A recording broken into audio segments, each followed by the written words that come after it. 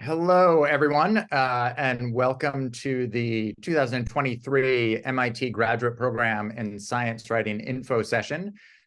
We are going to probably start in about 2 minutes. We're going to give a couple of seconds for any stragglers who are joining, so hang in there. In the meantime, if you have questions that you would like to ask, you can do that via the Q&A tab at the bottom of the screen. And if you put them in there, we will try to get to as many questions as we can at the end of the session. So stay with us and we will be starting shortly.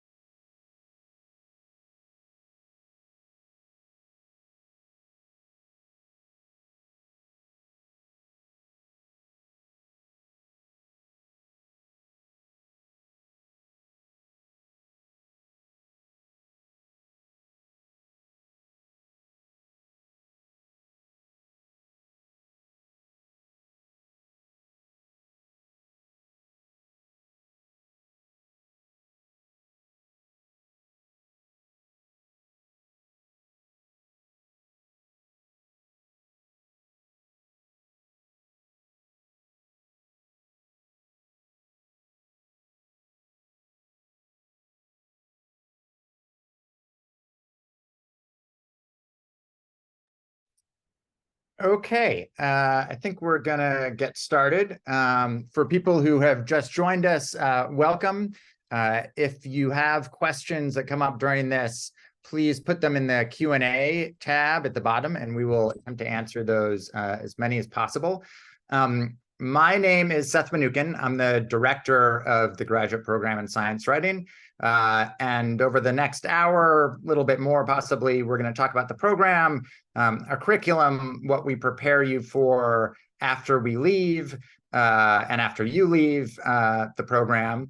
The other people on right now is Christina Couch, who in addition to being the associate director of the program, also is an alum of the program and has been working in and teaching in the program now for 5 or 6 years, around there. And Danna Solomon, who's the program administrator, who makes sure that everything behind the scenes and oftentimes in front of the scenes is working properly. So if anything goes right, you can attribute that to one of the two of them, certainly, and not me. So to start, the graduate program in science writing is a 1-year, meaning a 12-month program. It is a residential program at MIT. It involves 2 full semesters of work and then a summer work experience internship, a 10-week work experience internship. And it is primarily a journalism program. We do cover some other parts of writing, but our overall philosophy is that the types of writing that you might do after you leave here, you can best be trained for by learning about journalism. And the majority of our graduates do go on and work in journalism. We strongly encourage you, regardless of your financial situation, both to apply and to apply for financial aid. We admit people without seeing what their financial aid status is, but also for the last several years, we've given full funding to all of our students, meaning 100% of our students have received all of their tuition and all of their living expenses. So our goal is for you to leave Cambridge with more money in your bank account than you had when you came into the program. And health insurance and without loans. Sorry. Yes, and with health insurance, yes. So when I say we cover living expenses, that means all of tuition, health insurance, all MIT-associated fees, and then your living expenses for 12 months, not just for the 9 months when you're enrolled academically, also for the summer internship portion. Most of our summer internship the summer internships our students get are paid. And so that is one way that students can, again, leave with more money than they had when they came into the program. We also strongly encourage you to sell pieces while you're here, but we can talk more about that. I am going to share my screen. Okay, so I'm just going to start by talking a little bit about the program and some of the instructors. So we have three types of instructors at MIT. We have the four of us who are employed by the graduate program in science writing. Chris Couch teaches a news section this year. Tom Levenson, who you'll hear from shortly, is a former director of the program and is both an author, a journalist, and a filmmaker. And he teaches a documentary film course. Alan Lightman is one of the people who actually started this program. He is a physicist, a novelist, and a writer, and a journalist. He teaches an essay section, and I'm the program director. We also draw from elsewhere at MIT. So Catherine DiGnazio works with data, and she runs the MIT Data and Feminism Lab. She teaches our data journalism section. Ashley Smart, who is in the Knight Science Journalism program at MIT, which is a mid-career fellowship program at MIT, and is an editor at Undark, teaches op-eds.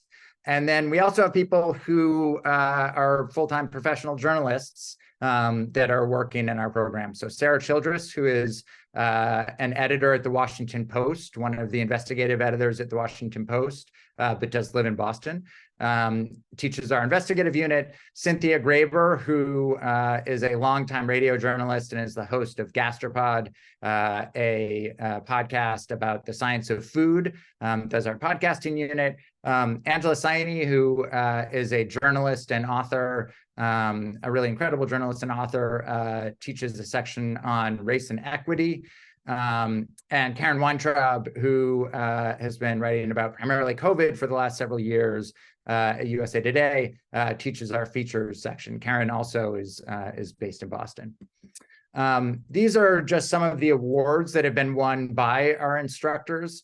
And I'm highlighting these not only because I'm incredibly proud of the awards that they've won, but also because we think it's really important that our instructors are actively working in the field and working in the highest levels in their field.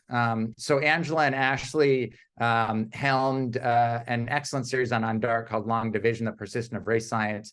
And this is actually not all of the awards that they've won. Karen Weintraub, Sarah, and Cynthia have also won awards over the last couple of years. These are all awards that have been won just in the last 2 years. Mainly because if I had a list of all of the awards that they all and we all have won, that would take most of the hour. I know this is a question that often comes up. What do our graduates do after they leave? So out of the last two classes, and we had two classes of 7 students, all of them are working. We have 7 full-time staff editorial positions, including at places like Science, Technology Review, and New Scientist. 2 people who are working at environmental NGOs, 2 people at science-based NGOs, 1 person is working for the EPA, and 2 people are supporting themselves fully as freelance writers. And this is just a list of awards won by our alums. Again, just in the last 2 years, not total. This is just awards that have been won in the last 2 years. And this is just to highlight that our graduates not only are going on and obviously having success, but are succeeding really at the highest level. These are some more awards that they have won over the last 2 years, including 2 National Magazine Award finalists. In fact, one of our students was a National Magazine Award finalist when he was still a student in the program. And these are some of the books that have been written by our alums, including by Chris, just in the last 2 years. So we're incredibly proud of our alumni, and our alumni are doing a lot when they leave the program. Okay, I'm going to go over the curriculum and what you'll be doing here. And I'm going to do all of this in pretty quick fashion. So if there are specifically things that people would like me to come back and talk about, I am happy to do that, talk about that in more detail. So the GPSW, we typically have either 7 or 8 students. It's a small cohort. We have, as you can see, a higher than 1-to-1 instructor to student ratio. And you take 3 out of your 4 courses together as a cohort. In the fall, the 3 courses that you take are actually 2 courses because one of them is a double course. And that is really the backbone of our program. The course is called the Advanced Science Writing Seminar, but what it is it's a course that meets for 6 hours a week and is divided up into separate modules. So in that fall semester, you will have news, which is the foundation of a lot of what you do, an equity section, an investigative journalism section, a podcasting module, a small section on numerical literacy, a data journalism module, an opinion writing module. And then there are also some smaller single day lessons that are built in there, covering things like freelancing, editing. We have a number of guest speakers. And the way that that's taught within one course is you're likely to have 3 or 4 classes in one area. So you might start out with 3 or 4 news classes, then have some podcasting classes, but those modules will overlap. One of the things that we work really hard on doing is simulating the type of environment that you are likely to face as a professional. And we have found that you are very likely to have multiple deadlines overlapping. And so we want you to experience some of that while you're here. Your other required course in the fall is a thesis seminar. And the thesis is one of the things, I think one of several things that makes the graduate program in science writing unique. It is a 6,000 word narrative nonfiction piece that you start working on, ideally even before you arrive. We ask you to submit thesis ideas before you get here. And you work with an advisor, and the thesis is completed in May. I'll talk about this a bit more in a little while, but at MIT, the fall semester ends in mid-December and the spring semester starts in usually the very end of January or beginning of February. So there's usually about 5 or 6 weeks break there. And we provide you with funding to travel for your thesis, to do thesis research during that time. We've had students go as far away as you can go and still be on Earth. We've had students go to New Zealand. We have a student this year who I was speaking with yesterday who's planning on going to Japan. We've had students go to Hawaii, to Palau. You don't need to travel internationally. We've also had students go to Minnesota or Vermont. I would choose a warm climate if it were me, but we do not dictate where you travel for your thesis, as long as it is something, obviously, that supports your story. In the fall, the thesis seminar also has a feature writing component. So in addition to working on your thesis in the fall, you also produce a 3,000-word feature story. And that makes up most of what you do in the fall. Chris, are there any other smaller things that I'm missing in the fall? I don't think so. Okay, great. We're also getting one other thing that we do in the fall is we help you get all of your application materials ready to apply for jobs or internships. And so we're working with you pretty much from day one to figure out what are your career goals and how can we, number one, get you really educated on the journalism industry, and number 2, get you really prepared materials wise. And another thing, Chris, in addition to teaching this year, teaching the news segment, she also works on the freelancing segment. And Chris can talk about some other things that she does momentarily. Chris is the head of our professional development. And one of the things that involves is working with our students, literally, again, from the day they get here, on selling their stories, on pitching stories. We both work with you on selling specific stories to specific outlets, usually in the news segment, which Chris can talk about, but also work with you on preparing any of the stories that you produce while you're here and that you would like to pitch. We work with you on pitching those. One of the reasons that Chris runs that is because I believe that she set a record. Does that record still stand for selling the most pieces while you were a student? I think it's been eclipsed, but it was a good record for a while. Has been eclipsed. Okay. So that's one of the things that Chris works on, and I will I'll give her the microphone shortly. As I said, then in January at MIT, that's a section called IAP, Independent Activities Period. Mostly what our students do is thesis research and travel during that time. And then in the spring semester, you again have 3 classes that you take together. One of those classes is the continuation of that advanced science writing seminar. It is no longer a double class. And in the spring, there's the continuation of the investigative unit. And we are doing something different this year and next year with the investigative unit, which I'll talk about. There's also online journalism, editing, essay writing. Those are all modules that happen in the spring. You also have the continuation of the thesis seminar in the spring. There is not an additional feature assignment on top of that in the spring. You're just working on your thesis in the thesis seminar. And unlike some graduate thesis seminars, this is actually a course that meets for 3 hours a week. We do a lot of workshopping in there, but we do a lot of work on the thesis.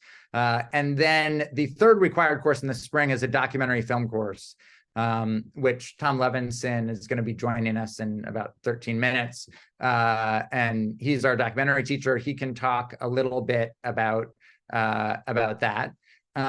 Before I toss it over to Chris, some general things about the program.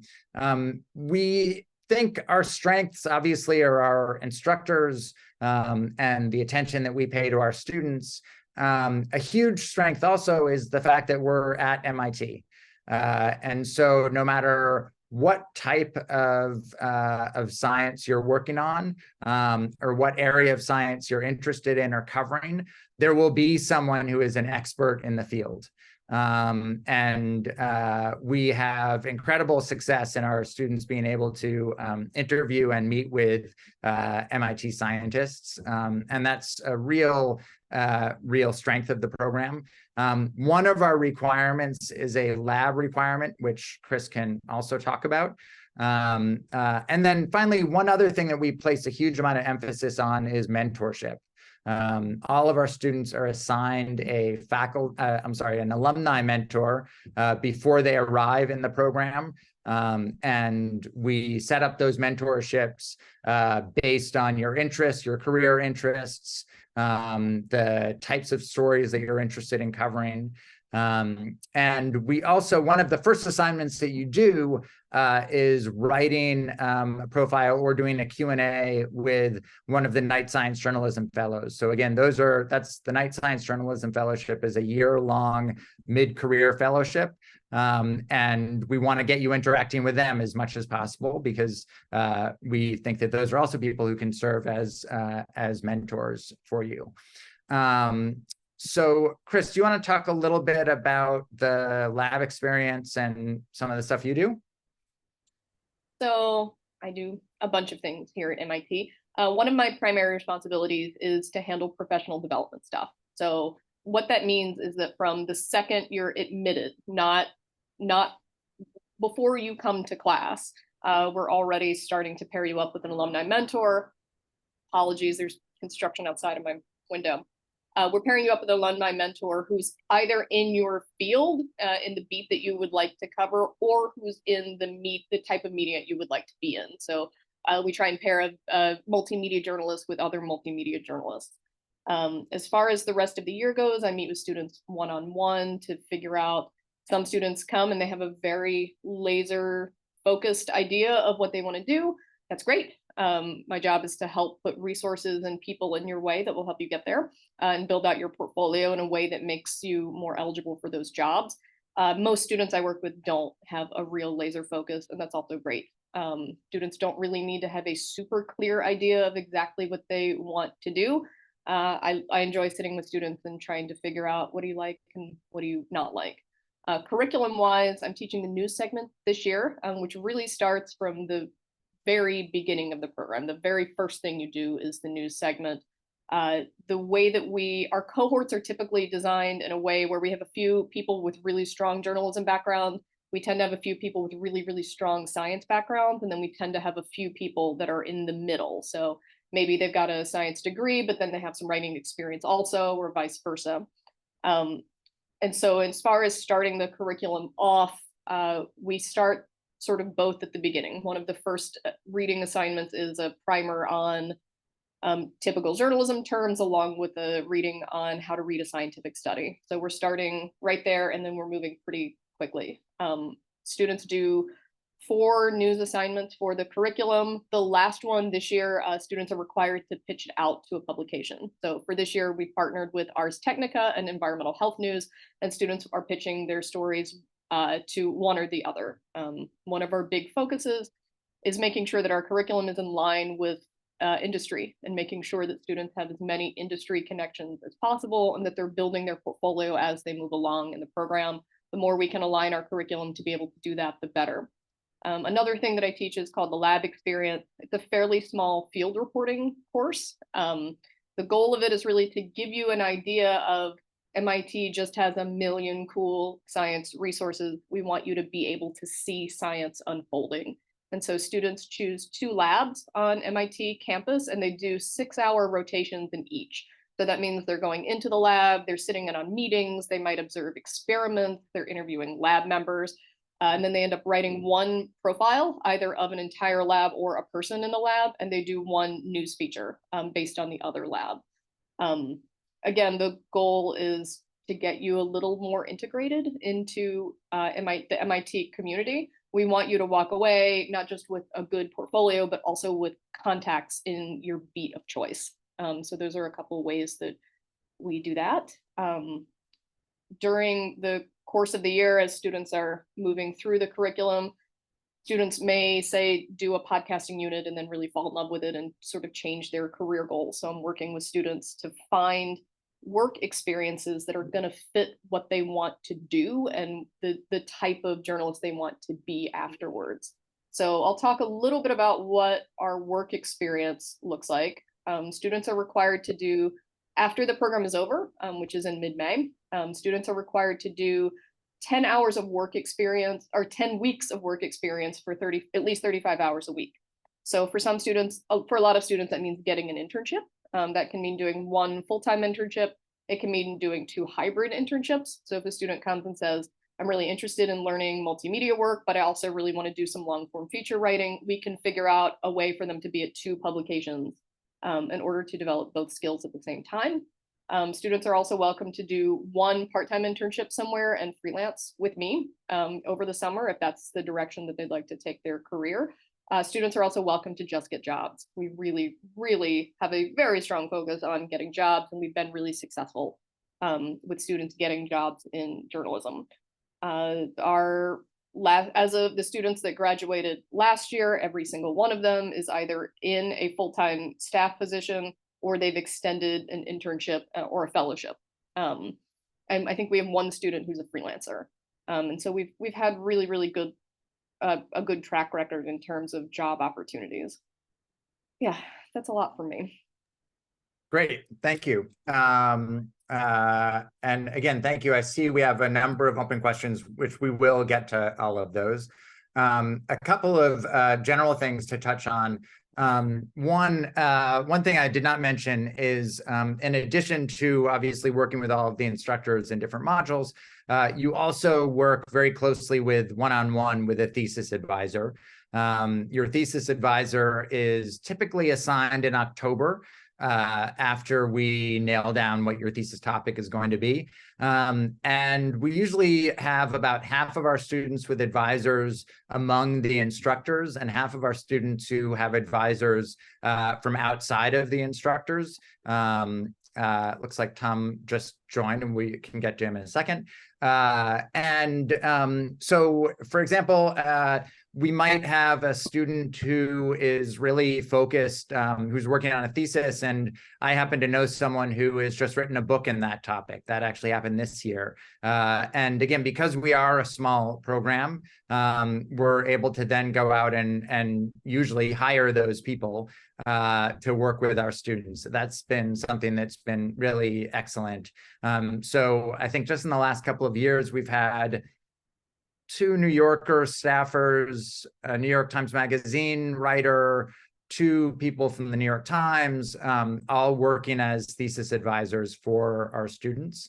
And that is, again, someone who you start working with usually in October and work with through May when the thesis is completed. There are a couple of other things for me to touch on, but I saw Tom just popped in. So Tom, do you want to talk about the documentary film segment? You're muted.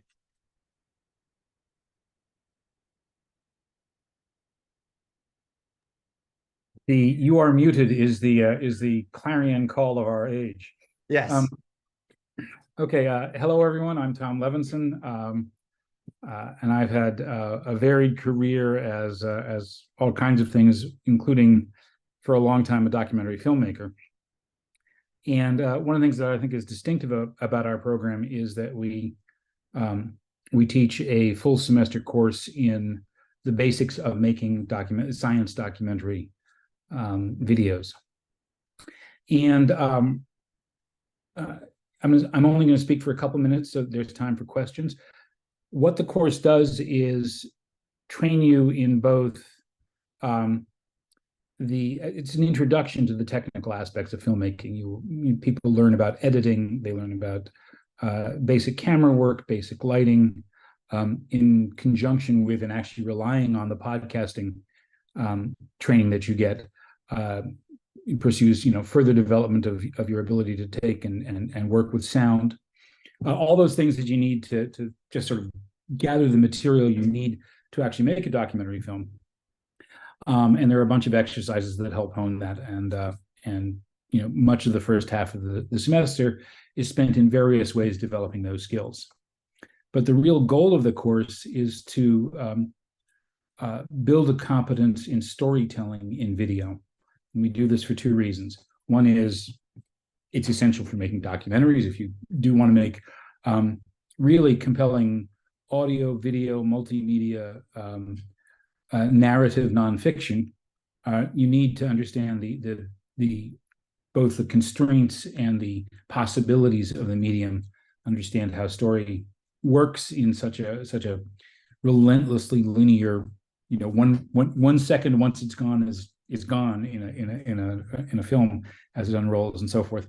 And to learn how to really develop your ability to write and think about narrative within the constraints of film, which turns out to be good for itself, but also I think over the years we've really seen it helps your storytelling skills. Easy for me to say. Your storytelling skills in any medium. It helps you with your prose. It helps you with however you want to pursue science journalism or other forms of science writing and science communication after you leave the program. It is a surprisingly more fundamental sort of training activity than simply leading to competence in filmmaking, though I certainly hope and have seen that it does that. And the other thing that's worth mentioning is that film is or video is something where you write, you create the work, but you also produce the work, and that means basically mapping the story you want to tell on the resources that you have. Producing is as much of the creative process in video making in lots of multimedia production, game production. There's a range of places where the ability to organize the work against the constraints of time, budget, and all the other just logistics that go into putting together a complicated project. So there's a strong emphasis in the course on getting the basics of that part of the process as well. I think I can stop there. Are there any questions? Anybody want to think about that? We have a Q&A section. Tom, if you want to hang out for a couple minutes, we can see if Sure. we get any specific Absolutely. questions. I'm perfectly happy to be here. But yeah, the only other thing I will say is that examples of past, the other important thing is we do also pair the students up with a professional documentary cinematographer. We have one that we go back to over and over again, who is a leading cinematographer for places like the BBC and PBS and all kinds of stuff like that. And the purpose is to really, professionalize the entire process. I think it's quite an unusual experience. It's quite a valuable one, we think, and you can see some of the results of recent student films. The outcome of the final product for the course is a team-done 6 to 10 minute documentary short, and you can see recent examples of those on the MIT SciWrite YouTube channel. And from there, I can just mute myself and wait and see. Yeah, Tom, if you want to hang around for a couple of minutes and see if we get any specific questions, that's awesome. So a couple of so as you've heard, that's a very quick overview.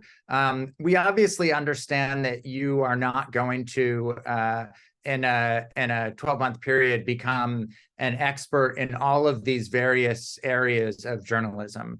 Our goal is to make you feel competent in all of those areas and conversant in all of those areas. We want you to be able to go into any type of newsroom anywhere in the world and be asked to do any type of project and feel comfortable knowing that you have the basic vocabulary and the basic tools. And so that means everything from recording video on your own for a story to recording audio that's going to supplement a print story, to writing online only pieces that are going to supplement a print story.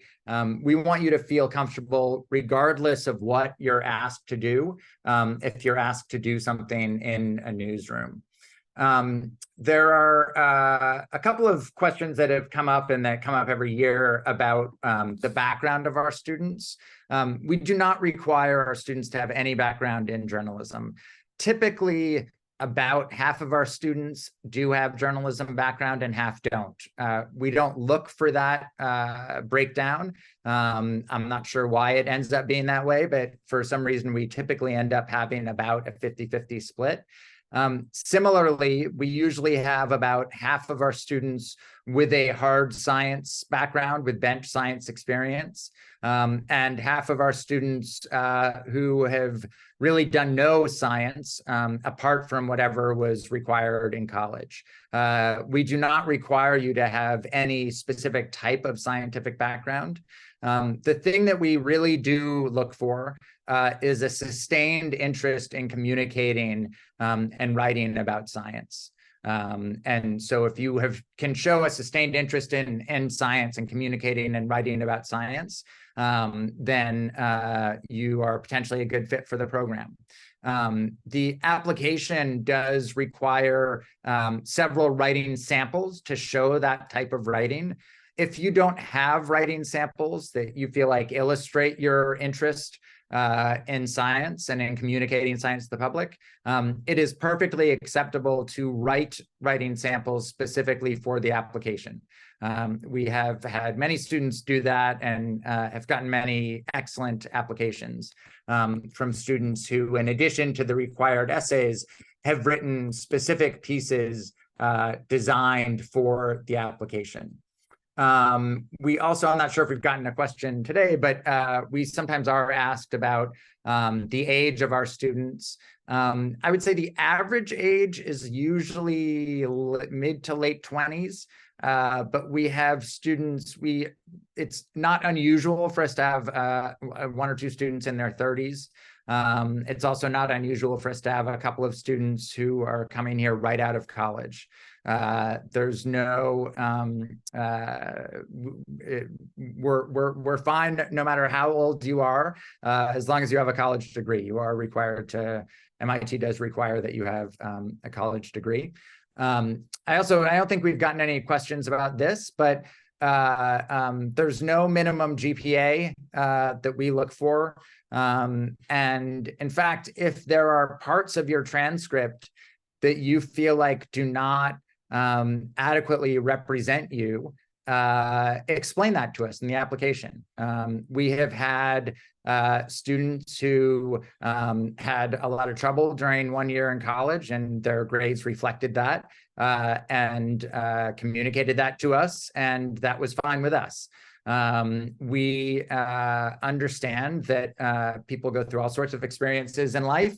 We are not asking our students to be perfect by any means. So if there is any part of your application that you feel like you want to explain, please explain it.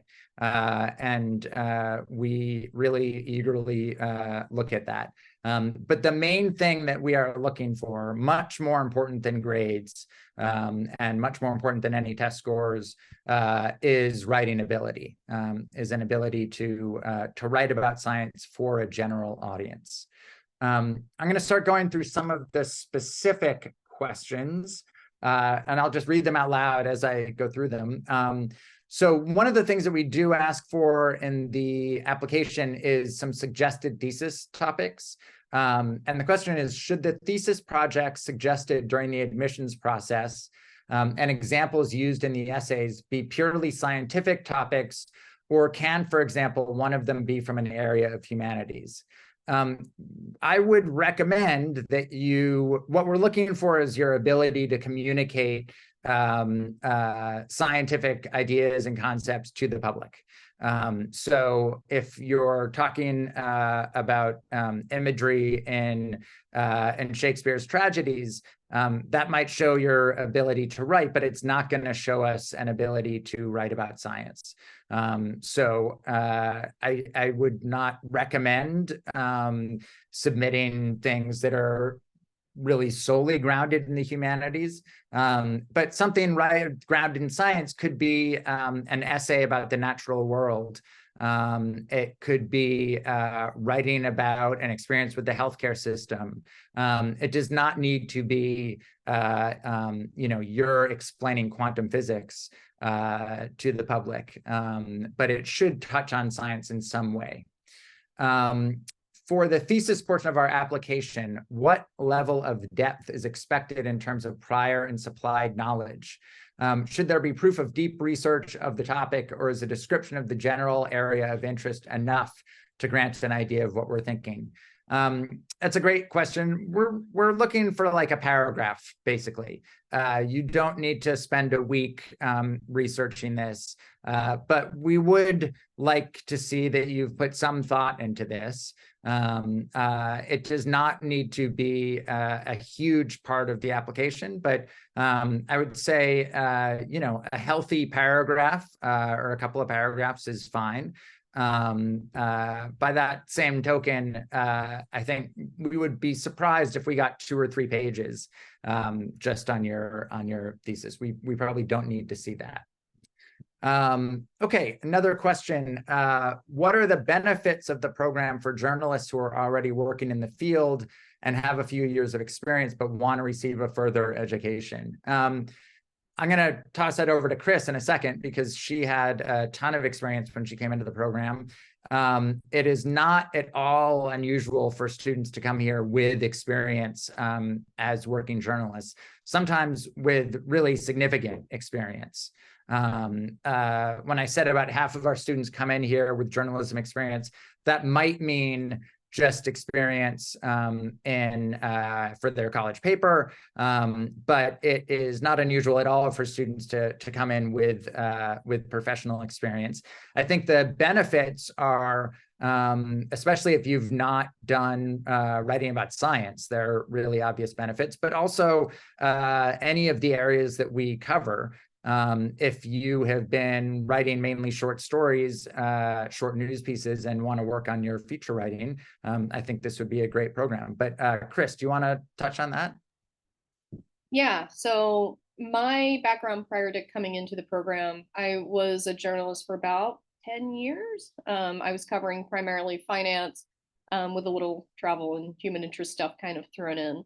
I used the program to pivot over to writing about science. For me and for what I wanted, I'm obviously an evangelist for the program now. It gave me, for my goals, it gave me a really clear idea of how science unfolds. So being at MIT, first of all, puts you in a place where there's just a million stories unfolding all at once. So if you come in and you have a journalism background and you know basics about how to structure a story, what the landscape of journalism looks like, how to spot a good story, it's tough to beat this place for that. It was also important to me to gain skills I didn't have any skills in multimedia, so I gained skills in audio reporting and more longer form reporting, and in digital reporting, which was fantastic. Also, since then, we've added modules on data journalism, and we've really beefed up our investigative section as well. As far as the sort of professional development aspect of all of that, for me, I was able to come in and really hit the ground running and just sell every assignment that I had. I think that is one of the, if you come in and you have a strong journalism background and you know about things, you come in knowing about things like fact checking and that kind of thing, I think that's a really big strength of being here for a year. It also gave me an ability to really develop out longer form projects and to try my hand at all sorts of stuff that I wouldn't have thought of otherwise. I ended up doing 2 internships while I was here, one at Nova, the PBS science documentary series. I actually worked on their games department, working on an evolution-themed game, which was a really out of left field project, and I absolutely loved it. And then for summer, I went to France, and I worked on a nanotechnology-themed game there, which was just absolutely delightful. One thing that I should bring up is that for the work experience, that can be anywhere in the world. So we've had students, I went to France, we've had students in India and Germany and Italy, and I believe Japan, I think. Also, MIT has a study abroad department, and our students are eligible for study abroad funding for up to a year after they graduate. So we've had students come in and do an internship over the summer and then go off somewhere wonderful to do a further project. And building on one thing that Chris said also, so you can do a professional internship in the spring as your elective. You're required to take 2 electives, so you have 3 required courses each semester, and you need 4 courses a semester to graduate. And in the spring, that can be an internship. And that is something that we will work with you on. Chris touched on this a little bit, but I think one of the real advantages of the program and the size of the program is that we're able to devote an incredible amount of individual attention. So we've had students who have been, we had a student a couple of years ago who was really interested in an internship at STAT, which is a life science portal run out of the Boston Globe's newsroom. And at the time, they did not have an internship program. They do now, and we've had a number of interns there since then. But at the time, they did not, and we were able to work out an internship for this student just by because I knew the editor, and we were able to do that. So that's we're really able to tailor our program to our students in many ways. And I think in the last 5 or 6 years, we've changed some part of our curriculum every year going into the year, oftentimes in response to the specific interests of our incoming class. One thing that I did not touch on that I meant to earlier is in the investigative unit, the new thing that we're doing now and have started this year is an active investigation that we help identify before the students get here. So this is something that Chris spent a lot of time on last summer, finding an investigative project for our students to work on. They are now working on that investigation with the goal of publishing that investigation in the spring. So that's another thing that we, another new part of the program. Tom, are you still there, or are you off with that egret in your picture? If you're within earshot, I'm still here. Okay. There's a question for you. For the documentary course, would it be possible to be paired with a professional filmmaker with experience in underwater cinematography? That's a new one. We haven't had that particular question come up before.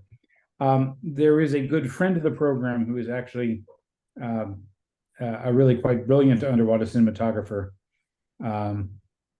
And certainly we could make some connections, but it wouldn't be, I think it would be difficult to promise that you could make a film that depends on a significant amount of underwater filming. You know, we'd have to, see what was really being proposed and see whether that would be possible. But certainly we could make connections to people who are practitioners in that field, and some form of mentorship or information could go in that direction. And then another question for you, Tom. For a project based on ecological or environmental issues, would we be shooting the projects on location during the program, or creating a more conceptual piece to potentially later develop into a more cohesive film? The class is built around the idea that you actually finish the class working with your with your fellow students in teams of 3 or 4, that you finish the class with a professional quality piece of documentary short that you can then use as a calling card for future employment, as well as the training vehicle that it is throughout the course. So no, a conceptual project would not really fit into that model. It would be on location, essentially. It would be on location. In the most recent year, we had the team go out actually to Wisconsin for a shoot. We don't usually travel people beyond, sort of a car ride distance, but it, depending on circumstances, we can stretch a little further. Thank you. Okay, question is in response to my saying that there was the age range was usually 20s to 30s. Someone asked, what about mid-40s or career changers? That's fine. There is no minimum or maximum age for our program. I guess I would be surprised if someone was a preteen, but if they've graduated from college, they're welcome to apply. We do not take age into consideration. And we have had, in fact, we have a student this year who shifted a career from primarily working in the legal profession for about a decade and is now switching career focus. Chris, it looks like, are you answering the question? Is there an ideal word count or page limit?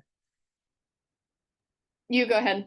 Okay, so the question is there an ideal word count or page limit for the writing samples? So for the writing, and there's another question related to that. It says on your website, it says that submitted writing samples might be, in quote, a good many shorter pieces or a few longer ones. Could you please specify how you qualify shorter versus longer, a good many versus a few?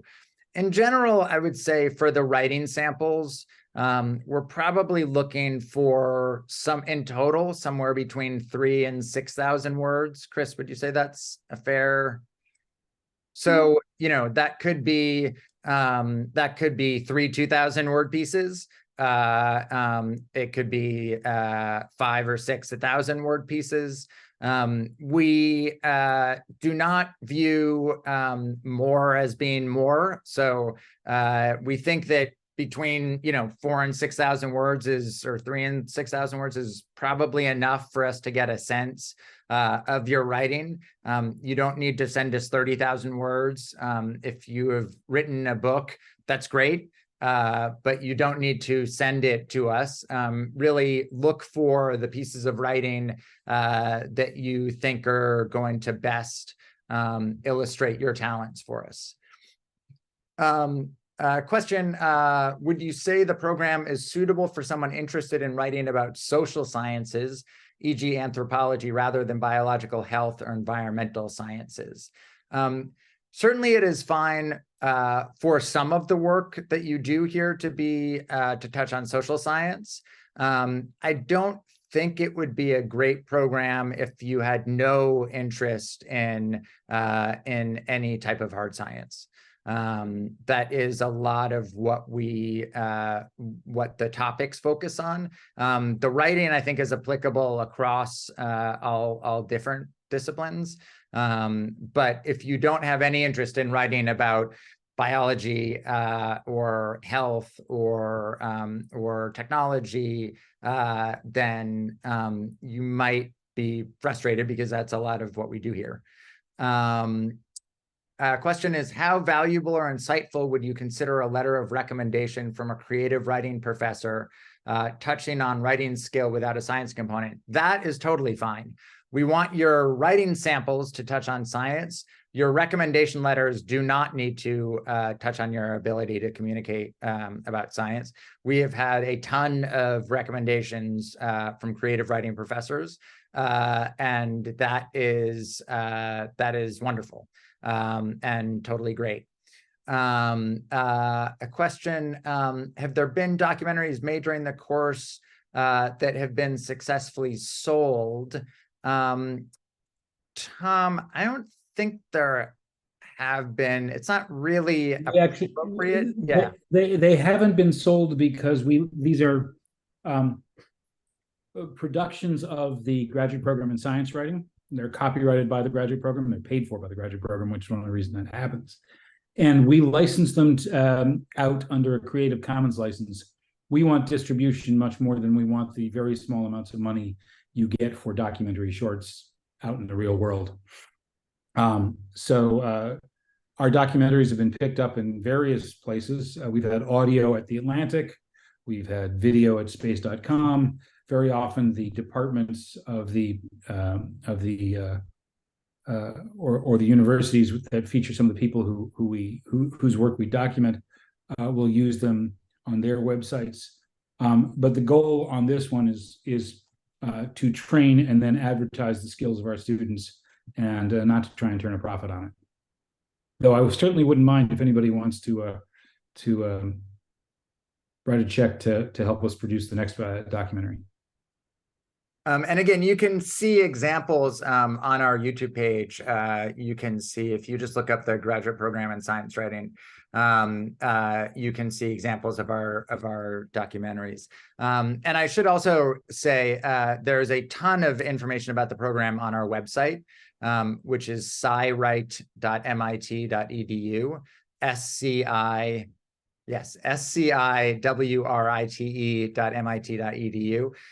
There's information about applying. There's information about the program. There's information about instructors, etc. So another question: would you speak on the optional portfolio section of the application? Is this a space for additional writing samples to be submitted? Yeah, so they're on the application. There also is a place for optional portfolio. That would be if we've had students in the past submit, if they've done video work that they thought were applicable to their interest in communicating about science. I think that's typically what it has been used for. We've had some applications that have been included people who work on science comics or science illustration.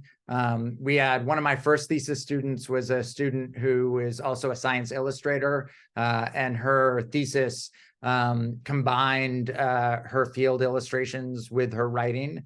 The thesis is, as I mentioned, a 6,000 word project, and it is required to be nonfiction, and it's required to be narrative nonfiction. But besides that, it does not need to be one 6,000 word piece. It can be a 6,000 word podcast script or a 6,000 word documentary script. It can be a series of, it can be 3 2,000 word articles. It could be a chapter of a book. Typically, most of the theses are written as a sort of 6,000 word feature, but you have a lot of freedom in that regard. The question is the course looking for interests within one particular field of science? If I have interest across the board in astrophysics, environmental science, and neuroscience, does it work well to target a breadth of sciences, or are you looking for deeper focus in one field? We are not looking for deeper focus in one field. In fact, we require you while you're here to cover a number of different fields. So one of the requirements is if you do have a bench science background, we want your thesis to be in an area other than your area of expertise. We also want the 3,000 word feature and the thesis to be about different areas of science.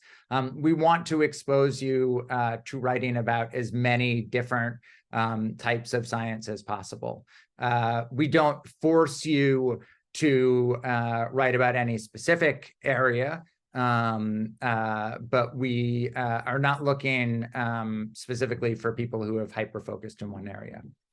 I want to jump in here just for a second. There have been a lot of questions about the writing samples and what we're looking for. One good resource would be to go on our website. There's a section called Clips and Stories. Those are that's the type of work we're training people to be able to do. So anything that you can submit to the admissions committee that showcases an ability to explain science, an ability to unpack technical concepts, to contextualize science, to do excellent reporting, if that's a strength, to structure a story, those skills are the things that we are looking for above everything else in the application. So we're looking for that in the writing samples as well as in the statement of objectives and the other essay. Yep. Yeah. But that clips and stories section can kind of give you an idea of what some of those types of pieces look like. And of what our students are doing after they leave. There was a question about submitting a podcast sample in the portfolio if it's relevant to science. I would recommend submitting it as a script. You're welcome to also submit that in the extra portfolio section. But really what we're looking for and what we want to see in the application is writing. And certainly podcast scripts need to be written. I guess depending on what type of podcast it is, if it's more of an interview talk show format, that might not give us as good a sense of your ability to write. Is there any value in including a fictive short film as an example of creative writing skills in a portfolio section? Or should these non-science related skills be only covered by, for example, a recommendation letter? Yeah, I don't think there would be any value in including that. We're not looking for your ability to do fiction films. So you're welcome to include a letter of recommendation from someone who worked with you in one of those areas. But we also want the recommendation letters to speak to your ability to work on time, to be responsible, to work in groups, anything that you think would show us that you would do well in a small, intense program. We have a question about the difference between the required statement of objectives and graduate application supplement. And should the statement of objectives have a minimum or maximum length? For all of those essays, I would say somewhere between like 800 words and 1,500 words. Would you say that's fair, Chris? Yeah. I think under 800 is, we want to get a sense of you and your writing. But over 1,500, we probably have already gotten that sense. So I would say those are good. Those are good benchmarks. And the graduate application supplement is an area really to tell us anything that you want to tell us that has not come up in the application otherwise. If there is a particular reason that you decided you really wanted to communicate about science, people have oftentimes described when they first realized that they fell in love with some part about science, or have described when they realized they did not want to be a bench scientist and hated doing bench science, but still loved science and really wanted to work in the field and write about it. That's the supplement is really a place for that. I would add that in terms of what to include when you're deciding what to include in your supplemental essays, anything that tells the admissions committee that demonstrates that you have taken steps to learn about the science writing field and that you know this is what you want to do. We only have 7 to 8 slots every year, so it's an incredibly small program, and it's the more sort of like directed you can be in terms of why you're in this field and what you've done to actually learn about it is often very helpful to the admissions committee. There's a question about, is it okay to include letters of recommendation from former professors as well as an editor or producer who's a direct supervisor? In other words, a professional reference is acceptable. Absolutely, yes. In fact, you don't need to submit references from professors. We've had people who have spent some time in the working world, and all of their recommendations are from professional references. The references do not need to be from one type of person. It should not be from a relative. It should be from someone who knows you in either an academic or a professional setting. But besides that, there's no requirement for where that comes from. A couple of things that oftentimes come up with the applications. So the applications are due in January. We do our best to get back to you really quickly, and certainly by the end of February. Usually around mid to late February is when we are able to let people know. We do have a wait list. And sometimes there might be 1 or 2 students that get in off the wait list, and sometimes they're not. It really just depends year to year. We also have students who have applied more than once, and we've had students who did not get in initially and got in on a subsequent application. There's no, we don't take it against you if you did not get in the first time around, and we in fact love to see people applying again. We've had, I think in each of the last couple of years, a student who applied multiple times, sometimes more than twice. That's completely fine. There was a question about how many applications we typically receive each year. Usually somewhere between 60 and 80. And it's been hard to figure out where that variation comes from, but yeah, typically somewhere between 60 and 80 in a given year. So you can, and we, because we fully fund our students, we oftentimes programs, if they're looking for a class of 8, will accept 10 people, assuming that 1 or 2 won't come. We do not do that. We only accept the number that we know in advance we can support. So that is why students will sometimes get in off of our wait list. One thing that there's not been a question about, but that comes up sometimes, there is an application fee. I believe it's $70. Danna, does that sound right? $70 is the It's $75. $75. Okay. If that is a financial hardship for anyone, let us know. There are some categories of people where automatically you will get that waived, and you can see that online. if you do not fall into one of those categories and $75 is going to be a financial hardship, please let us know. We cannot guarantee that we will be able to waive the application fee.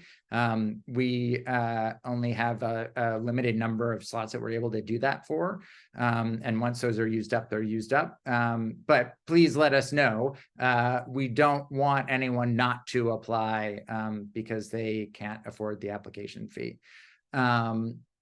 Would you rather see more of the 3 required letters of recommendation to be from STEM professors about the student's passion and aptitude for science, or from past bosses or editors who supervise the student's science writing, i.e. more of a 1-to-2 or 2-to-1 ratio? It actually doesn't need to be either. We're not looking for, it's fine if it is from someone who can speak specifically to your passion for science and for science communication. And that might be especially appropriate for someone who doesn't have as much of that that's obviously in their background. But that is not primarily what we're looking for in the letters of recommendation. We're looking to see that primarily in the application, and we're looking in the letters of recommendation to see your ability to work either in a classroom or a professional environment. So you should not worry if none of your letters of recommendation are from people who have experience with you in a STEM field or in a STEM background. I think that is the last unanswered question. And I think I have covered everything I wanted to cover. So I can keep this open for another minute or two in case there are any other questions that come in.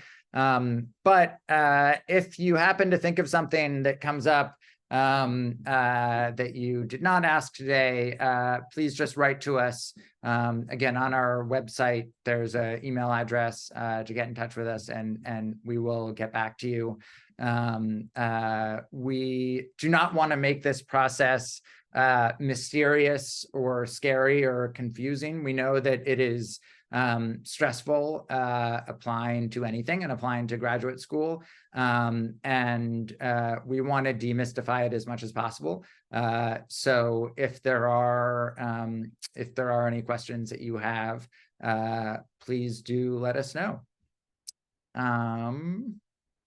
Danna, were there any questions? I know you answered a bunch of questions that I didn't see just in the answer part. Were there any there that you feel like, or Chris, that you feel like I should touch on additionally?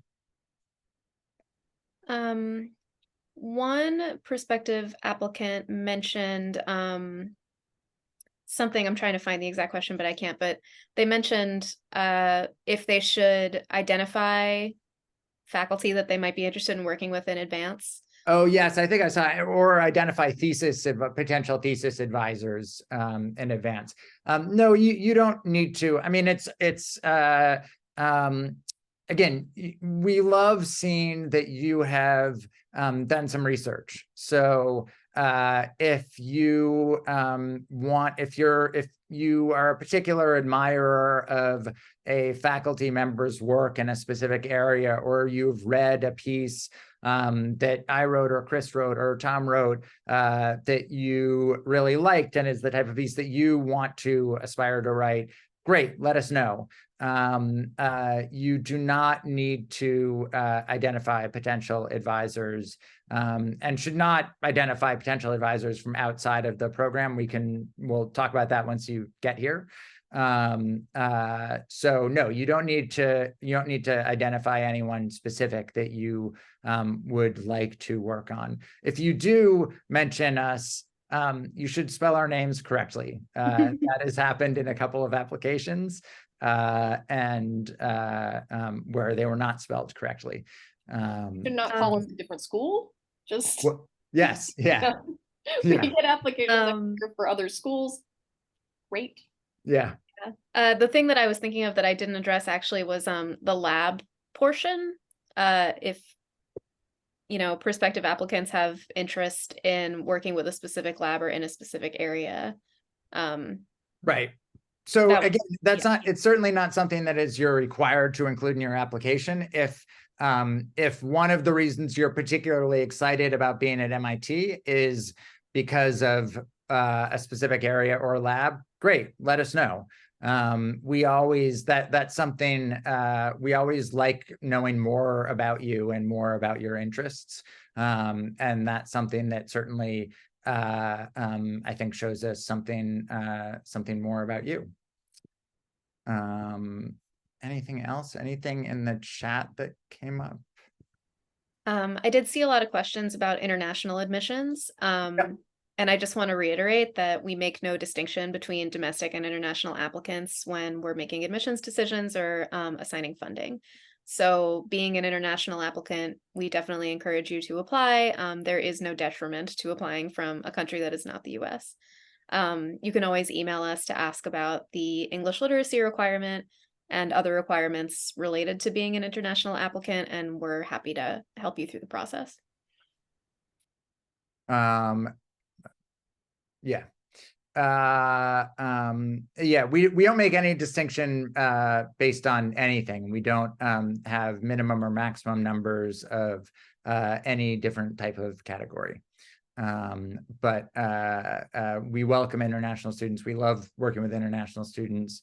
I think had 2 last year, one from Nigeria, one from Canada. Yeah, we've had students from all over the world. Okay, I think unless there are any last second questions coming in, I think that should do it for this year's edition of the GPSW info session.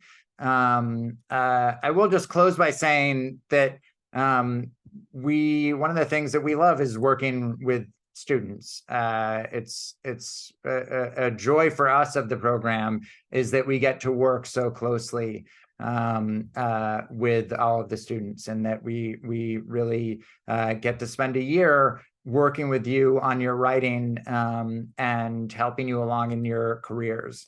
The GPSW is, I've compared it a little bit to Hotel California in that you can graduate, but you can never leave. You are part of the GPSW community forever once you graduate. And we have a very active alumni community talking about everything from jobs to stories to helping out the current students. We pride ourselves on having a community that is very supportive of each other. And actually, one last thing I will say, as I mentioned, 3 out of your 4 classes that you take are with your cohort. And we do spend a lot of time thinking about the mix of the cohort because we know that writing can be a difficult and lonely profession sometimes. And we want you to have support systems, and we hope that one of your first support systems will be your cohort and the group of students that you go through here with. We've had cohorts that have had reunions year after year after year in different parts of the country. Nothing warms our hearts more. So that's also something that we really look for. So. And a lot of our alumni come back and either teach or do guest speaker things. Our alumni have been very good about giving people the heads up on, hey, a job's coming up in my company, you can come talk to me about it. We work really, really hard to keep that alumni family tight. Yeah, Chris thought she was graduating, what, a decade ago, and still stuck here. Here I am. All right. Okay, well, thank you, everyone. There were some really, really great questions. I said, if anything else comes up, please get in touch, let us know. And Tom, Chris, Danna, thank all of you for spending this time on a Friday afternoon. And I cannot wait to read all of your applications. It's always a really fun part of the year. Thanks, everyone.